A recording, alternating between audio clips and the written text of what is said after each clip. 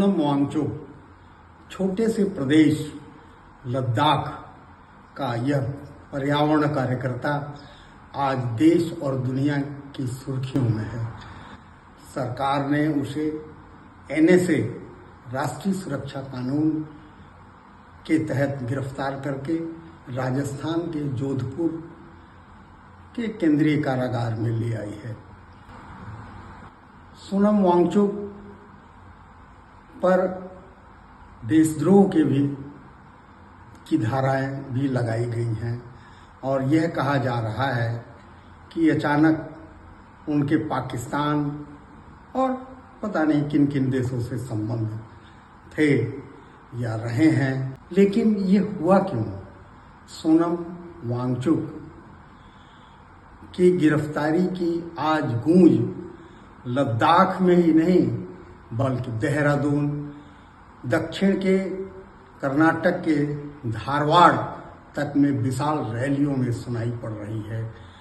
उन्हें रिहा करने की मांगें उठ रही हैं और सरकार पर तरह तरह के आरोप लग रहे हैं कि उसने दमनकारी नीतियों के तहत, पुलिसिया सख्त कार्रवाई के तहत वह आलोचना और असहमतियों को कुचलने जा रही है। असल में सोनम वांगचुक शुरू में एक इंजीनियर थे जिन्होंने पर्यावरण पर कुछ अद्भुत काम किए और उससे उन्हें मैगसेसे अवार्ड से लेकर के दुनिया के कई देशों से उन्हें पुरस्कार मिला, सम्मान मिला। देश में भी काफ़ी उन्हें सम्मान मिला और सबसे बड़ी बात है कि सोनम वांगचुक ने अपना सारा कुछ जो भी पूंजी थी वह लद्दाख में बच्चों के पढ़ाई पर, उनकी स्कूलिंग पर लगाई और तरह तरह की संस्थाएं स्थापित की जिससे कि बच्चे पढ़े लिखें और शिक्षा की जगत में आगे जाएं। उन्होंने शिक्षा में भी गजब के कुछ प्रयोग किए हैं जिनकी चर्चाएं काफ़ी होती हैं। सोनम वांगचुक लंबे समय से यह सब काम करते रहे हैं और पर्यावरण के मुद्दे उठाते रहे हैं लद्दाख में और बाकी देश के स्तर पर भी उनकी ये आवाज़ समय समय पर सुनाई पड़ती रही है। उनकी देशभक्ति पर सवाल करना भी थोड़ा अचानक मुश्किल लगता है क्योंकि वे करगिल युद्ध के समय या 2020 में चीन के घुसपैठ के खिलाफ काफ़ी सक्रिय रहे थे और अपने बयानों से चीन और पाकिस्तान की मलामत करते रहे हैं। तो इस मायने में उन पर देशद्रोह की अचानक धाराएं लगाना एक शंका पैदा करता है। सोनम वांगचुक वही सवाल उठा रहे हैं जो लद्दाख के पारिस्थितिक तंत्र या पर्यावरण के अनुकूल है और वहाँ के लोगों को हक और सुविधाएं दिलाए। वे जब मोदी सरकार ने 2019 में धारा 370 को खत्म करके लद्दाख को अलग केंद्र शासित प्रदेश बनाया तो उसका उन्होंने भरपूर स्वागत किया था और उसके लिए मोदी को बधाई भी दी थी। लद्दाख की यह मांग बहुत पुरानी थी कि उसे राज्य के तहत, जम्मू कश्मीर राज्य के तहत पूरा उस पर ध्यान नहीं जाता है, इसलिए उसे अलग केंद्र शासित प्रदेश बनाया जाए। और चूंकि वो वहाँ के लोग अलग हैं, आदिवासी हैं एक तरह से, तो वो संविधान की अनुसूची 6 में उसे डाला जाए ताकि उन्हें आदिवासियों के अधिकारों के सभी सुविधाएं प्राप्त हों और बाहर से वहाँ जाने वाले जमीन और ये सब चीज़ें न खरीद सकें, उनकी संस्कृति को नष्ट न कर सकें।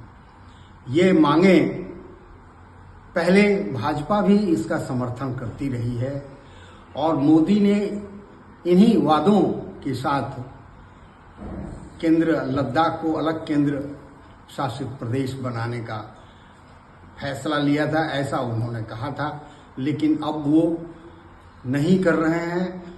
यहाँ तक कि सुप्रीम कोर्ट को दिया हुआ वह वादा भी सरकार नहीं निभा पा रही है कि जम्मू कश्मीर का राज्य का दर्जा फिर बहाल कर दिया जाएगा। वो दोनों ही लेफ्टिनेंट गवर्नर के तहत हैं। और इस दौरान हुआ क्या कि यह मांग जब बहुत दिनों से लंबित थी और वार्ताएं भी चल रही थी, तो उन्होंने इस मांग के लिए अनशन पर वो बैठ गए। लंबे अनशन, लगभग 14 दिनों के अनशन पर थे। उसी दौरान 80-82 वर्ष के बुजुर्गों की तबीयत खराब हुई, उन्हें अस्पताल ले जाया गया और छात्र युवा सड़कों पर निकल आए। छात्र युवाओं के सड़कों पर निकल आने के बाद जो हुआ वह बहुत भीषण था, भयानक था। पुलिस ने गोली चलाई और 4 लोग मारे गए, 80 से ज़्यादा लोग घायल हैं। छात्रों ने भाजपा दफ्तर और वहाँ पर्वतीय काउंसिल के दफ्तर पर आग लगा दिया। सैकड़ों लोगों की गिरफ्तारियां हुई हैं, जिनमें करीब 40 छात्र युवा बताए जा रहे हैं। ये युवक 18-20 साल से लेकर के 24 साल तक हैं, तो इसलिए इन्हें जेनजी कहा जा रहा है। असल में नेपाल में जिस तरह जेनजी खड़े हुए और उन्होंने सत्ता पलट कर दिया, उससे शायद सरकार घबराई हुई है और उसे लगता है कि पुलिस की कार्रवाइयों से उसे दबाया जा सकता है।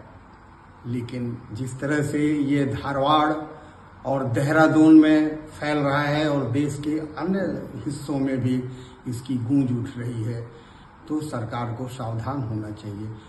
लद्दाख की घटना पर एक बात और कहना जरूरी है कि यह अभी तक साफ नहीं हो पाया है कि युवकों के प्रदर्शन पर पहले पुलिस ने गोली चलाई या छात्रों ने आगजनी की। हो सकता है ये दोनों बातें एक साथ हुई हों या पहले या पीछे हुई हों, लेकिन पुलिस ने जो गोलियां चलाई हैं उस पर सवाल जरूर उठते हैं। डीजीपी कह रहे हैं वहां के कि उन्होंने आत्मरक्षा में गोली चलाई, लेकिन जो निर्देश है, जो नियम कायदे हैं, वो ये नहीं कहते कि आप सीने और माथे पर गोली चलाएं। शरीर के निचले हिस्सों पर गोली चलाने के ही नियम कायदे रहे हैं। जो मृत पाए गए हैं उनके भी और जो घायल हैं उनके भी सीने में, छाती में और सर में काफी गोलियां, अनगिनत गोलियां लगी हुई हैं, जो बताती हैं कि पुलिसिया कार्रवाई ठीक नहीं थी अपने आप में। हालांकि डीजीपी कह रहे हैं कि उनका काफी पुलिस वालों को भी काफी चोटें आई हैं। जो भी है, ऐसा ये नहीं होना चाहिए, हिंसा नहीं होनी चाहिए थी। लेकिन इसके लिए सोनम वांगचुक को देशद्रोही बता देना और किसी पाकिस्तान के कॉन्फ्रेंस में जाने से वो पाकिस्तानी एजेंट हो जाते हैं, यह सरासर गलत बात हो सकती है और इसके आधार पर दमन नहीं किया जाना चाहिए। तो एक मामूली से प्रदेश के बहुत ही छोटे से कार्यकर्ता सोनम वांगचुक आज देश में प्रतिरोध की आवाज बनकर उभर रहे हैं और देश और दुनिया में उनकी चर्चाएं हैं। इसी तरह से सरकार के दमन की भी चर्चाएं हैं। तो ये स्थितियां निश्चित रूप से ठीक नहीं है और ये इनमें सुधार होना चाहिए। सरकार को भी देखना चाहिए और वहाँ के लोगों को भी देखना चाहिए कि हिंसा न हो।